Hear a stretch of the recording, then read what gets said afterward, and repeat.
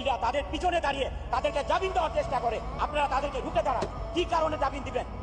তার দ্বারা দেশের কি উপকার হয়েছে? কেন জামিন দিতে হবে তাকে? একটা লোক র্যাপ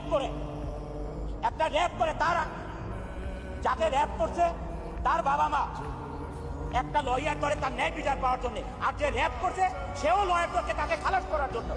ওই লয়ারদের মা বাবা নাই, ওই লয়ারদের বোন নাই, ওই লয়ারদের বউ নাই, তার মেয়ে নাই, ওই লয়ারদের কোনো সন্তান নাই।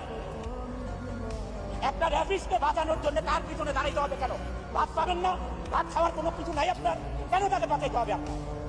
ওই লয়ারদের প্রতি আমি বলছি, কেন আপনার তাকে বাঁচাইতে হবে? আপনি তো জানেনই সে র্যাপ করেছে, তাহলে তাকে কেন আপনার বাঁচাইতে হবে?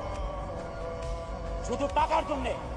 এই টাকা না কামাইয়া আপনার সংসার আরো ভালো চলবে, পবিত্রতার সহিত চলবে, আপনার ছেলে মেয়েরা ভালো থাকবে, সুশিক্ষিত হবে।